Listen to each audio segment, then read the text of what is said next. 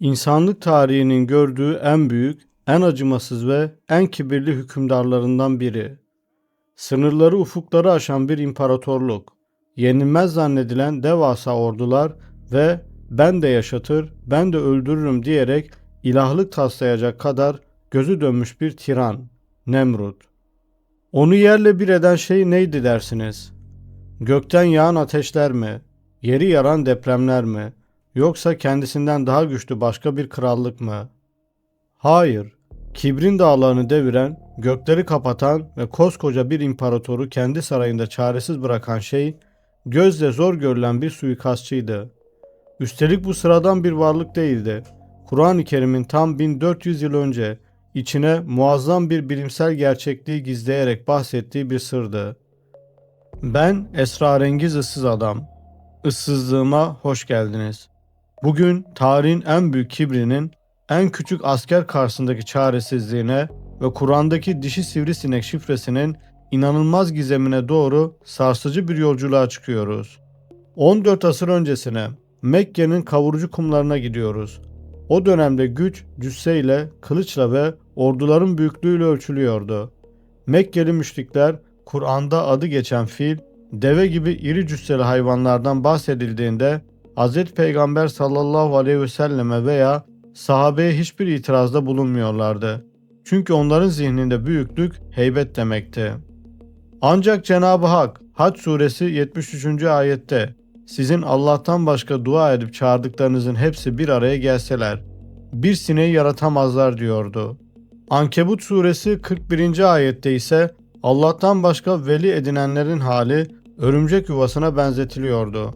Bu ayetler indiğinde müşrikler Kur'an'ı güya küçük düşürmek, alaya almak için aradıkları bahaneyi bulduklarını sandılar.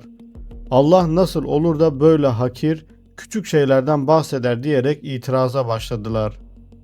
Onların bu kibrine ve alaycı tavrına Cenab-ı Hak Bakara suresi 26. ayette evrensel bir cevap verdi. Allah sivrisinekle yahut ondan daha küçüğüyle misal vermekten çekinmez. İman edenler bilirler ki o Rablerinden gelen hakkın ta kendisidir. Müşrikler bu ayetin ardındaki hikmeti kavrayamamıştı. Ancak bu misalin içinde öyle bir kelime, öyle bir dil bilgisi şifresi gizliydi ki bu sırrın çözülmesi için insanlığın mikroskobu icat etmesini beklemesi gerekecekti. Bilim dünyasının sivrisinekler hakkındaki gerçekleri keşfetmesi yüzlerce yıl aldı. Araştırmalar sonucunda şaşırtıcı bir gerçek ortaya çıktı. İnsanın kanını emen ve bu kanı yumurtaları için kullanan sivrisinek, yalnızca dişi sivrisinektir. Erkekler bitki özleriyle beslenirken kan emme işlemi tamamen dişiye aittir. Peki Kur'an bu biyolojik gerçeği 1400 yıl önce nasıl kodlamıştı? Bakara suresindeki o ayette ismi geçen sivrisineğin Arapça adı Beud'dur. Ancak ayette bu kelime Beudat şeklinde yer alır. Kelimenin sonundaki T harfi kelimeye doğrudan dişil bir anlam yükler. Yani ayette açıkça sivrisineğin dişisinden bahsedilmektedir. Bitti mi? Hayır. Ayetin hemen devamında yer alan fevkaha, onun ötesinde kelimesinin sonuna ilave edilmiş ve sivrisineği işaret eden ha zamiri de Arapça dil bilgisinde yine dişiliği ifade etmek için kullanılır. Yani misal olarak öylesine bir sinek değil, özellikle ve kasten dişi sivrisinek seçilmiştir. İnsan kanını emenin sadece dişi olduğunu, hiçbir biyolojik araştırmanın olmadığı bir çölde Kur'an asırlar öncesinden bilim dünyasının önüne koymuştur. Şimdi bu kusursuz yaratılışa sahip küçük canlıların tarihin seyrini nasıl değiştirdiğine dönelim.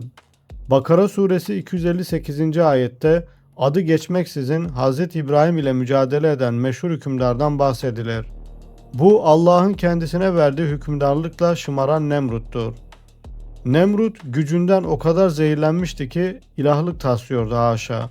Hz. İbrahim ona benim Rabbim hayatı veren ve hayatı alandır dediğinde o kibirli hükümdar ben de yaşatır ve öldürürüm diyerek aklınca meydan okudu. Bunun üzerine Hz. İbrahim o tarihi sözü söyledi. İşte Allah güneşi doğudan doğduruyor. Haydi sen de batıdan doğdur bakalım. Ayetin ifadesiyle kafir Nemrut orada dona kaldı. Cevap veremedi. Ancak Allah zalimleri hidayete erdirmezdi. Nemrut da gerçeği kabul etmek yerine kibrine yenik düştü. Kur'an'da Nemrut'un ölümüyle ilgili doğrudan bir bilgi yer almaz. Ancak İslami literatürde ve tarihi kaynaklarda yer alan Zeyd bin Eslem'in bildirdiği rivayetlere göre Nemrut'un sonu tam da bir ibret vesikasıdır. Hz. İbrahim'den sonra Allah Nemrut'a bir melek gönderdi. Onu tam 4 defa Allah'a iman etmeye davet etti. Ancak o reddetti. Bunun üzerine melek 3 güne kadar ne kadar adamların varsa bir araya topla dedi. Nemrut devasa ordusunu topladı. Gücüne güveniyordu. Ancak Allah o toplanan topluluklar üzerine sivrisinekleri saldı.